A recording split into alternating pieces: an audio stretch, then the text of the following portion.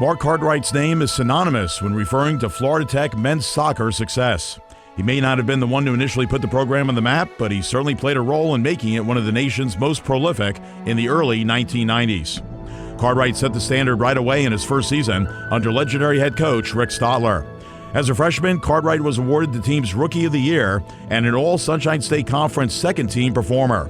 More importantly, though, he guided the Panthers to their second-ever national championship, both coming in a 4-year span. In his final 2 years at Florida Tech, he continued to shine and pile up the personal accolades. A year removed from his second-team honor, Cartwright one-upped himself after being named All-Sunshine State Conference first team and National Soccer Coaches Association of America All-Region second team in 1992, before repeating as a first-team All-Conference player yet again in 1993.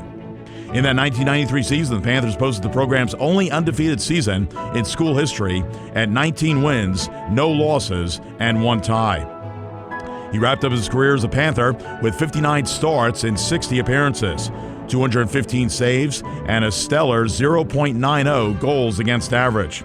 He was also a member of the winningest 3 years in program history. The Panthers mounted 56 wins, 5 losses, and 2 ties in that 3-year period. Even with his days at Florida Tech in the rearview mirror, Cartwright still owns 3 single-season records in games played, 22 in 1991, minutes played, 2,005 in 1991, and victories, 19 wins in 1991 and also 1993, in addition to a pair of career records in shutouts with 28 and victories with 54. Cartwright eventually traded in his crimson and gray uniform for a number of professional clubs closer to home, including York City, Wrexham, Shrewsbury Town and Halifax, and Brighton and Hove Albion. Welcome to the Florida Tech Sports Hall of Fame, Mark Cartwright. Good evening. My name is Bino Campanini, and from 1990 to 1993, I was part of the men's soccer coaching staff. In 1990, we actually made it to the Final Four and was trying to win our second national championship.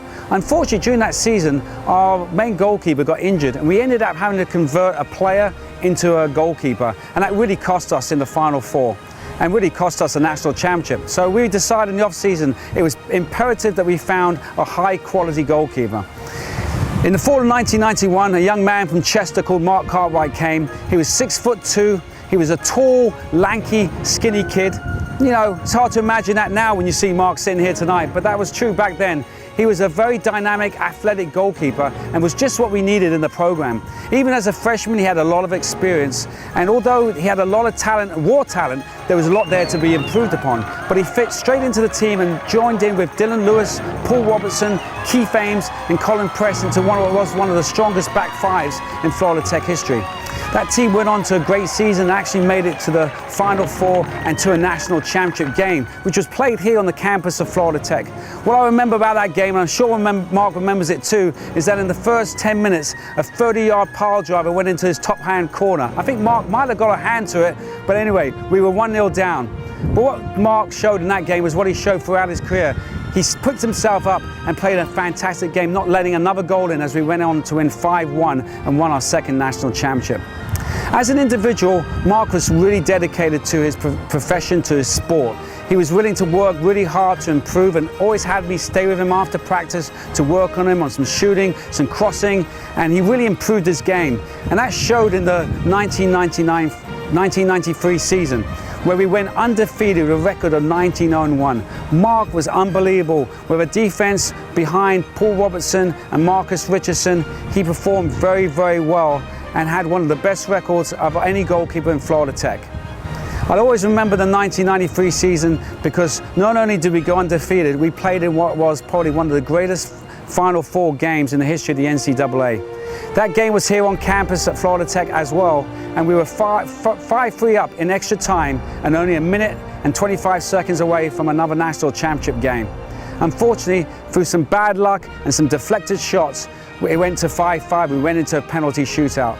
In that penalty shootout, Mark once again showed his athleticism and his dynamism as a goalkeeper, making save after save.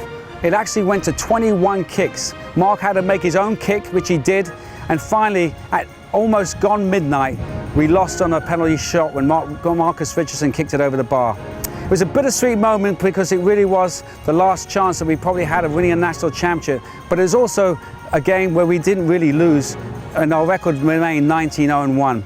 It was also bittersweet because it was the last game Mark played here at Florida Tech. He decided he wanted to pursue a professional career, and which he did. He went back to England and played 8 years in the professional leagues, playing over 100 games of professional soccer before being forced to retire at 31 with a knee injury. The great thing about Mark was that he also took not only what he learned here as a player, but also what he learned here as a business major back with him. And then he went into becoming a sports agent, and right now holds the position of technical director at Stoke City, one of the top Premiership teams in the country in England. So he is actually one of the leading figures in English soccer right now. So we as a Florida Tech soccer family cannot be more proud of Mark's achievements, and we really want to just say to him, welcome back to Florida Tech. Welcome to the Hall of Fame. You join your teammates, Richard Sharp, Dylan Lewis and Eddie Enders in the Hall of Fame. And I think you are part of that great side that meant so much to Florida Tech. In your time here, you won more games than any other team, any other player. And that's something you can be very proud of. Welcome to Florida Tech Hall of Fame, Mark, and congratulations.